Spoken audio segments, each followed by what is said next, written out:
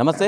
ఆర్టీసీకి సంబంధించినటువంటి డ్రైవర్లు కానీ కండక్టర్లు కానీ చిన్న చిన్న తప్పుల వల్ల వాళ్ళని ఆ ఉద్యోగాల నుంచి సస్పెండ్ చేయడం జరిగింది సజ్జనర్ గారు అని చెప్పి వీళ్ళు మా ఉద్యోగాలు మాకు కావాలని చెప్పి కూడా ఆందోళన వ్యక్తం చేస్తున్న పరిస్థితి. ప్రస్తుతం మనతో పాటు ఆర్టీసీకి సంబంధించినటువంటి కండక్టర్ ఉన్నారు, మాట్లాడే ప్రయత్నం చేద్దాం. నమస్తే బ్రదర్. నమస్తే. నేను జైరాబాద్ డిపోలో 25 సంవత్సరాలుగా డ్యూటీ చేస్తున్నాను.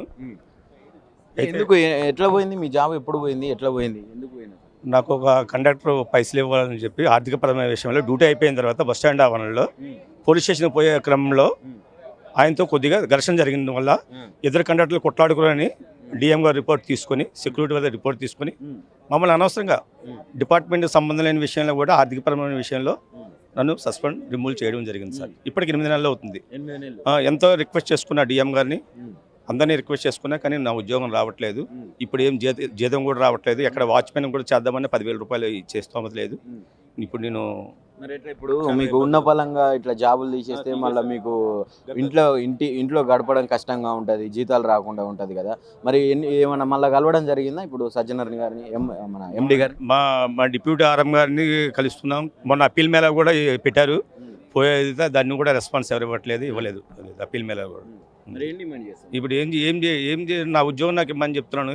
25 సంవత్సరాల నుంచి డ్యూటీ చేస్తున్నాను. ఎటువంటి 1 రూపాయి కూడా కలెక్ట్ చేయలేదు. అయితే డిసిప్లిన్ మెయింటైన్ చేయలేదని చెప్పి, క్రమశిక్షణ చర్య ఉల్లంఘించామని చెప్పి, డిపో ఆవరణలో కొట్లాడుకున్న ఒక కండక్టర్తో కొట్లాడావని చెప్పి ఇతన్ని సస్పెండ్ చేయడం జరిగింది. అంటే ఇంతకుముందు ఎప్పుడైనా జరిగింది ఇట్లా? ఇప్పుడు జరగలేదు సార్. నా 25 సంవత్సరాలు ఎటువంటిది ఇప్పుడు జరగలేదు. చిన్న కారణంతో నాకు తీసేశారు.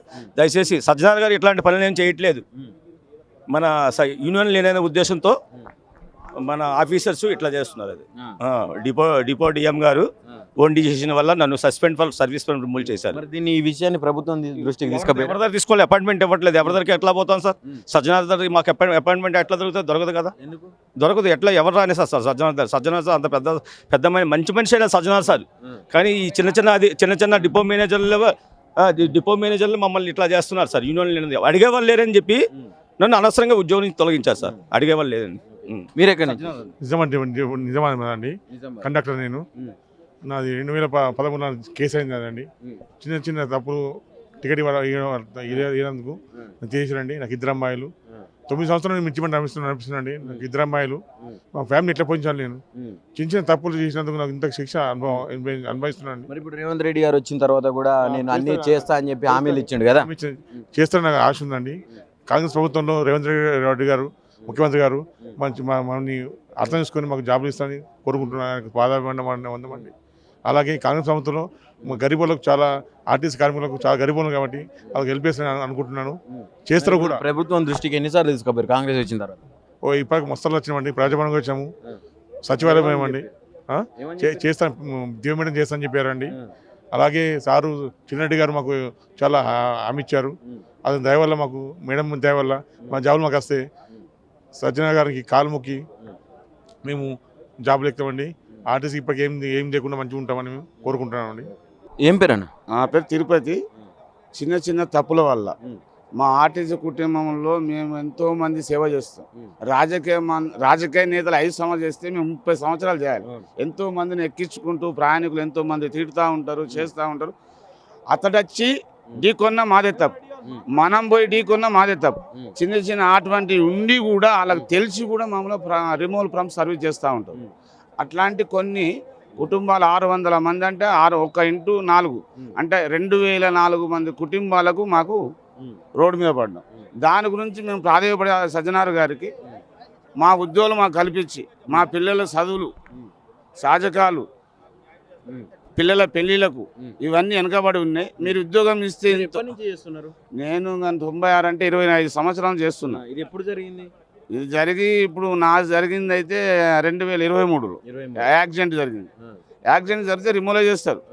అది ఎట్లా చేసిండు, ఎట్లా అయింది, కారణం ఏంటిదని ఆలోచించారు. రిమూవల్ ఫ్రమ్ సర్వీస్ చేస్తారు. మేము డిమాండ్ మా ఉద్యోగులు మాకు ఇవ్వమంటాను. డిమాండ్ ఏం లేదు, మా ఉద్యోగులు మాకు కల్పించండి. మా పిల్లలు కొద్దిగా బుక్కడి పోగ పెట్టండి. మాకు కొద్దిగా సాదా బాధక సాయం చేయండి. మీరు ఎక్కడి నుంచి వచ్చారు? మా నిజామాబాద్ అండి. అయితే ఇప్పుడు నేను కండక్టర్ను. టికెట్ కొట్టప్పుడు ఏమైపోయిందంటే ఇప్పుడు కొత్తగా టెక్నికల్ మిషన్లు వచ్చినాయి, టిమ్ మిషన్లు ఒకసారి మన ఫోన్లే సక్రమంగా పనిచేయ ₹1,00,000 ఫోను అదైతే ఒక 20,000 15,000 మిషన్ ఉంటుంది. మిషన్ ద్వారా టెక్నికల్ సమస్యతో నా టికెట్ ప్రింట్ రాకపోవడం వలన నేను మాన్యువల్ రాసి ఇచ్చిన. ముంగర డీటెయిల్స్ ఇంకొచ్చి ఏం చేశారు, మరి ఈ 30 మంది టికెట్లు ఇచ్చిన ఎట్లా ఇవి రెండు ఎట్లా రాసినట్టు సార్ దాని టెక్నిక్గా రాలేదు, అది ఎట్లా రాసిస్తాం అని చెప్పేసి డబ్బులు తీసుకుని వైట్ పేపర్ రాసినప్పుడు మమ్మల్ని కేసు రాస్తారు. మమ్మల్ని సస్పెండ్ చేసి 3 నెలల తర్వాత రిమూవల్ చేస్తారు. రిమూవల్ అనేది ఏ డిపార్ట్మెంట్లో లేదు. మన తెలంగాణ ప్రభుత్వంలో ఉన్న అన్ని శాఖల్లో 36 శాఖల్లో ఏ డిపార్ట్మెంట్లో రిమూవల్ అనే పదం లేదు. రిమూవల్ ఎప్పుడు చేస్తారు, అతి పెద్దగా అతి క్రూరమైన నేరం చేసినప్పుడు అన్ని డిస్మిస్ చేస్తారు. రిమూవల్ డిస్మిస్ కదా శాసనం. మా డిపార్ట్మెంట్ చిన్న తప్పు రిమూవల్ చేయడం. మరి ఇప్పుడు కాంగ్రెస్ వచ్చిన తర్వాత మీరు ఈ ప్రభుత్వం దృష్టికి తీసుకుపోయారా ఈ సమస్య? మేము కానీ మా బంధువులు కానీ ఆర్టీసీలు ఎవరైనా కానీ ప్రచారం చేసి కాంగ్రెస్ గవర్నమెంట్ ప్రజాపాలన మంచి హామీలు ఇచ్చిర్రు, అందరికి మంచి చూసుకున్న వల్ల ఈ గవర్నమెంట్ తీసుకొచ్చినాం. ఎవరిని? కాంగ్రెస్ గవర్నమెంట్ తీసుకొచ్చినాం. కాంగ్రెస్ గవర్నమెంట్ వచ్చిన మరుక్షణమే మేము ఆలోచించలేదు. 2-3 నెలలు ఆలోచించడము. జనవరి 24, 2024 తేదీ నాడు మేము చెలో రేవంత్ రెడ్డి గారి ఇంటికి వెళ్ళినాము. అక్కడ రేవంత్ రెడ్డి గారి దగ్గర ఒక 2-3 గంటలు అక్కడికి వెళ్ళేసరికి అక్కడ మాకు రేవంత్ రెడ్డి గారు కలవలేరు. మరి తమ్ముడు గారు పిఏ గారు వచ్చి మాకు హామీ ఇచ్చారు, సరే ఇప్పుడే గవర్నమెంట్ ఏర్పాటు చూస్తామన్నారు. ఆ 2024 జనవరి 24 నుంచి ఇప్పటివరకు తిరుగుతూనే ఉన్నామండి. మేమేం కోరుతున్నామంటే ఒకటే రిక్వెస్ట్, ఉరిశిక్ష పడ్డ ఖైదీ కాసు ఉండేది క్షమాభిక్ష పెడతారు. మరి తప్పులు జరిగినాయి, కొన్ని వాంటెడ్లు చేయొచ్చు, కొన్ని అన్ఫార్చునేట్ చేయొచ్చు, కొంతమంది ఆఫీసర్లు చేసిన తప్పులో కూడా మేము బలైనం. చాలా డిపార్ట్మెంట్లు ఇవి ఉంటాయి, మా డిపార్ట్మెంట్ ఉంది, ప్రతి డిపార్ట్మెంట్ ఇవ్వాలి, ఏ డిపార్ట్మెంట్ కించపరిచే లేదు. ఈ రకంగానే కాదు మేము ఒక అప్పీల్ ఏం చేస్తున్నామంటే మన రేవంత్ రెడ్డి గారికి కానీ గవర్నమెంట్ కానీ మా ఆర్టీసీ యాజమాన్యానికి కానీ ఏం మా ఉద్యోగులు మాకు ఇచ్చేస్తే మేము ఇదంతా తిరుగుడు ఏముంటుంది. చెప్పండి, ఈ చిన్న తప్పుల వల్ల సస్పెండ్ చేయడం కానీ రిమూవల్ చేయడం కానీ ఇదంతా ఎట్లా చూస్తారు? అంటే ఇప్పుడు ప్రభుత్వం మేనిఫెస్టోలో కానీ అంటే ఇప్పుడు ఎలక్షన్స్ టైంలో మిమ్మల్ని తీసుకుంటాం, మళ్ళీ విధులలోకి తీసుకుంటాం అని చెప్పింది. ఇప్పుడు ప్రభుత్వం ఎట్లా స్పందిస్తూ ఉన్నది మీ పట్ల? నిజంగా ఒక దౌర్భాగ్యం ఏంటంటే అన్న, అసలు చిన్న ఉద్యోగి ఆర్టీసీ డ్రైవర్ కండక్టర్ అనేవాడు చిన్న ఉద్యోగి. 50 మంది ఎక్కే బస్సులో 100 మందిని ఎక్కి మేము పని చేస్తున్నాం. 8 గంటలు పని చేసే చోట 16 గంటలు పని చేస్తూ ఉన్నాం. చిన్న ఆబ్సెంట్ అయితే 2 రోజులు ఆబ్సెంట్ అయితే ఉద్యోగం పీకేస్తారు. ఎవరైనా వచ్చి ఆలిచ్చాలు వచ్చి బస్సును గుద్దుకుంటే డ్రైవర్ని ఇంటికి పంపిస్తారు. ఎవరైనా 100 మందిలో ఒక్క టికెట్ తీసుకోలేకపోయినా కూడా కండక్టర్ని బాధ్యుని చేసి ఇంటికి పంపిస్తారు.